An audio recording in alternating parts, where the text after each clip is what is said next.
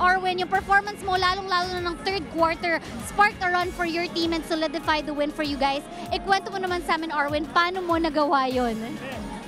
Siguro kasi, ang naalala ko siguro ito yata yung first na nag-best player ako sa ano na to, sa season na to.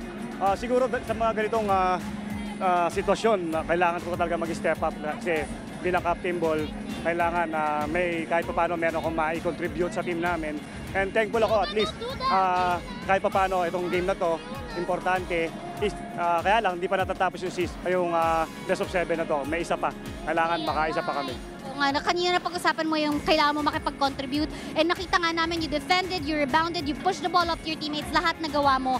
But kanina na nakausap ko si Coach Leo, ang sabi niya sa akin, the key to the win today is to stay connected defensively. Evaluate mo naman kung anong performance ng koponan niyo in that area. Siguro, nagkaroon kasi kami ng problema ng after ng second quarter kasi lumamang sila ng 15 points. So, parang doon sa ano namin, sa dugout kanina, sabi ni Coach Leo, ano dapat natin gawin para ma-stop natin yung opensa nila kasi nagkakagulo yung depensa namin. So, ngayon, mabuti nakuha namin, napag-usapan namin doon sa loob, kaya maganda yun na nangyari. Ayan, nakita nga namin. Congratulations once again, Arwin. Kanino mo naman dinededicate ang panalong ito? Una, siyempre, sa mama ko, sa kay papa ko na kahit wala sila dito.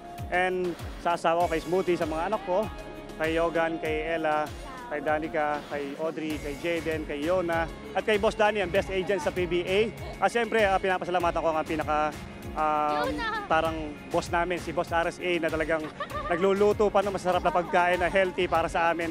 Boss, maraming salamat para sa inyo itong laro na to. Ayan, iba talagang Arwin Santos, napakaraming supporters. Congratulations once again.